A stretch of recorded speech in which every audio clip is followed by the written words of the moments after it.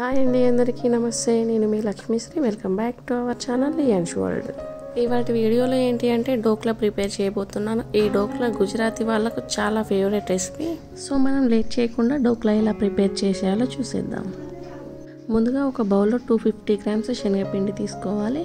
అలాగే కొంచెం పసుపు, కొంచెం సాల్ట్ వేసి మంచిగా మిక్స్ చేసుకోవాలి.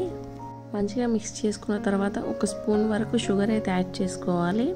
దాన్ని కూడా మంచిగా మిక్స్ చేసుకొని కొద్దిగా వాటర్ యాడ్ చేసుకుంటూ పల్చని బ్యాటర్ లాగా రెడీ చేసుకోవాలి. మనం ఎంత ఎక్కువగా కలిపితే పిండి ఎంత సాఫ్ట్గా అవుతుంది. ఎంత సాఫ్ట్గా మన పిండి అవుతుందో అంత సాఫ్ట్గా మన డోక్లా అయితే వస్తుంది. ఈ పిండిని కలుపుకున్న తర్వాత ఒక 15 మినిట్స్ వరకు పక్కన పెట్టుకోవాలి.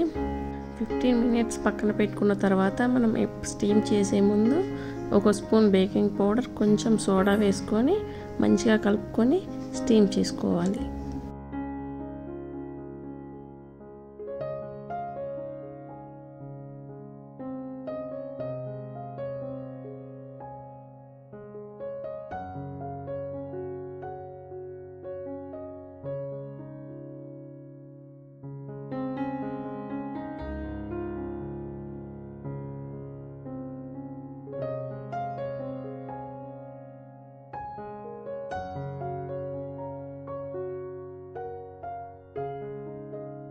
స్టీమ్ చేసుకోవడానికి ఒక బేకింగ్ ట్రే తీసుకొని దానికి కొంచెం ఆయిల్ కానీ నెయ్యి కానీ రాసుకోవాలి.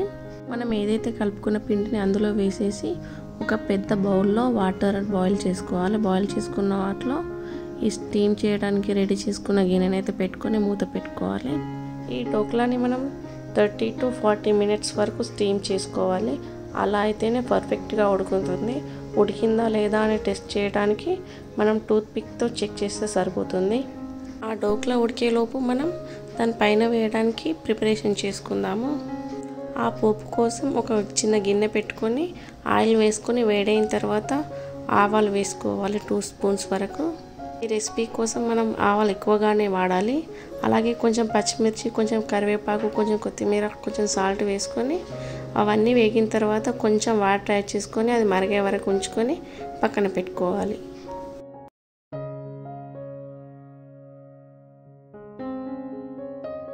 ఈ డోక్లా కుక్ అవ్వడానికి నాకు 40 మినిట్స్ టైం పట్టింది. ఎంత పర్ఫెక్ట్గా వచ్చిందో చూడండి, ప్లఫీగా. ఇలా బయటికి తీసి చిన్న చిన్న పీసులుగా కట్ చేసుకొని మనం ఏదైతే పోపు ప్రిపేర్ చేసుకున్నామో దాన్ని దీనిపైన జల్లేసుకుంటాం. మన యమ్మీ డోక్లా రెడీ అయిపోయినట్టే. సో ఇంకెందుకు లేట్, వెంటనే మీరు ట్రై చేయండి. టేస్ట్ ఎలా ఉందో కామెంట్ చేయండి. అలాగే మన ఛానల్ ఎవరైనా మొదటిసారి చూస్తున్నారా అయితే వెళ్ళి జల్దీ సబ్స్క్రైబ్ చేసుకోండి. అలాగే తప్పకుండా లైక్ చేయండి, షేర్ చేయడం మాత్రం అస్సలు మర్చిపోకండి.